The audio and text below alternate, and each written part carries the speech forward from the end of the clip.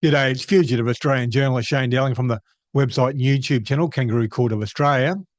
Now, in July this year, 2024, former Prime Minister and current Ambassador to the US, Kevin Rudd, was at the Republican convention grovelling to Rupert Murdoch and Donald Trump. And if you had a look at their previous history, it must have been extremely humiliating for Kevin Rudd to do that, but he's done it. And it raises a question, what happens to the Murdoch Royal Commission that Kevin Rudd had been previously pushing? Now, I've published an article on it on my website on the 19th of September 2024, and the article's titled, Kevin Rudd Bows to Rupert Murdoch.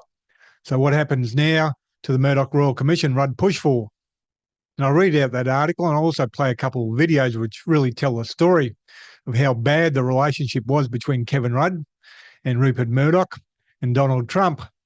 But Kevin Rudd has done a huge backflip, eaten a huge amount of humble pie, so to speak, trying to save his job as Australia's ambassador to the US in case Donald Trump gets re-elected as president, because Trump said in an interview a couple of months ago that Kevin Rudd will be gone if he gets re-elected as president.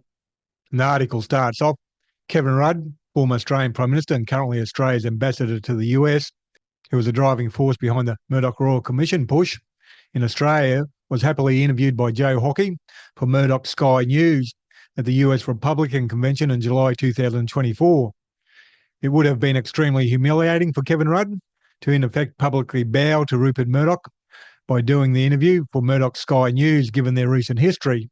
Murdoch Sky News humiliated Kevin Rudd globally in March 2024 in an interview Donald Trump gave, which ended in Trump attacking Rudd. Kevin Rudd has basically said, stuff the Murdoch Royal Commission and its supporters, as they are no longer of value to him. So let's look at the story in order to understand it easier. Kevin Rudd v. Rupert Murdoch. Kevin Rudd started pushing for a Murdoch Royal Commission in Australia in 2020 and set up a website and started a petition. From memory, I signed the online petition. In February 2021, Kevin Rudd threatened to sue Sky News' Peter Credlin. The SMH reported former Prime Minister Kevin Rudd has welcomed an on-air apology from Sky News commentator Peter Credlin for saying his petition for Royal Commission to ensure a strong, diverse Australian news media was a data harvesting exercise. Mr. Rudd confirmed the apology, which Ms. Credlin delivered on her show on Monday night, was part of a defamation settlement. Kevin Rudd said on Twitter, I'm pleased to say that Murdoch's Peter Credlin, the Liberal Party mouthpiece masquerading as a journalist, has settled my complaint against her for defamation. The terms are confidential, but here's an on-air apology for her false claims on Sky News. I'm fortunate to have the resources to take on the Murdoch media, but so many ordinary Australians are targeted by these bullies every day, ruining their lives, and they have no means for fighting back. They abuse their power with impunity and must face a Royal Commission. Kevin Rudd versus Donald Trump. Kevin Rudd is no fan of Donald Trump and has attacked him regularly over the years, as per the message on Twitter, which I'll put up on screen now. In June 2020, Kevin Rudd posted a message on Twitter attacking Donald Trump and Rupert Murdoch's Fox News. Now, the message says, the most destructive president in history, he drags America and democracy through the mud. He thrives on fomenting, not healing, division. He abuses Christianity, church and the Bible to justify violence, all aided and abetted by Murdoch's Fox News network in America, which feeds this. Now, Kevin Rudd tweeted that message in response to a bishop of the Washington diocese is outraged over Trump's photo op, saying his message was anti-ethical to everything that our churches stand for. And it's a picture of Donald Trump outside the church with it holding a Bible, which you can see on screen now. And that message was posted in June 2020. By 2024, it was time for Rupert Murdoch to get payback. And in the video I'll play in a minute, it was clearly a stitch-up by Murdoch. As the question starts off, our friends at Sky News wanted me to ask this about Rudd attacking Trump. Donald Trump says in the video, Rudd won't be there long if he's elected president again. The video was published on the 20th of March 2024, and I'll play that video now. And our friends at Sky News Australia wanted me to ask you this. The AUKUS deal that's in place on nuclear submarines, America, the UK, Australia, very, very important deal. It's there to try and combat that huge growth, naval growth in China. But now, of course, things have changed in Australia. We've got a Labour government in Australia. The previous ambassador, Joe Hockey, I think was quite a good friend of yours. You got on pretty well with him. Now they've appointed Kevin Rudd, former Labour MP. I mean, he has said the most horrible things. You were a destructive president, a traitor to the West. And he's now Australia's ambassador in Washington. Yeah, well, I don't know. Would you take a phone call from him? He won't be there long if that's the case. I don't know much about him. I heard he was a little bit nasty. I hear he's not the brightest bulb, but I don't know much about him. But if he's at all hostile, he will not be there long. Fair enough. Even in the question in the video framed by Murdoch Sky News, starts off with AUKUS, which is the money train for politicians here in Australia, the UK and the US, which Murdoch is obviously promoting. The video I just showed you would have infuriated Kevin Rudd as it went global, and everyone in Washington and Canberra would have been talking about it.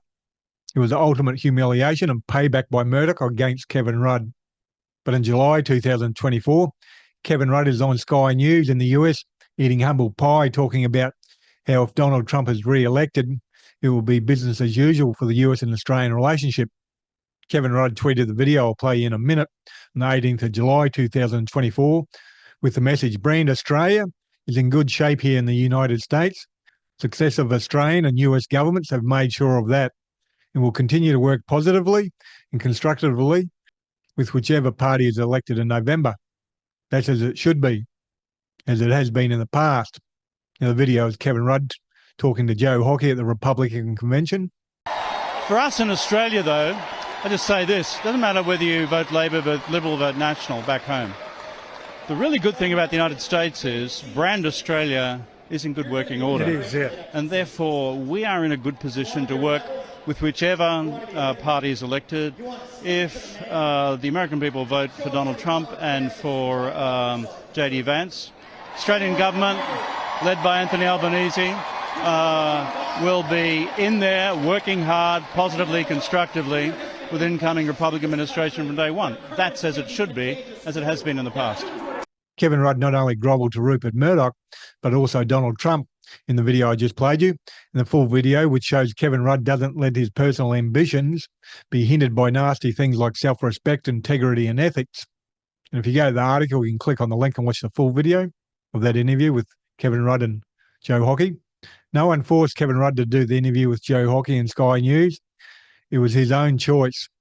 Now, the picture on screen is Kevin Rudd and his wife Therese Rain at the Democratic National Convention on the 23rd of August 2024.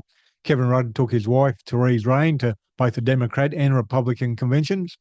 She's a well-known business person, so I suppose she would have been there networking, trying to make a few extra million. The article goes on to say, what now for the Murdoch Royal Commission?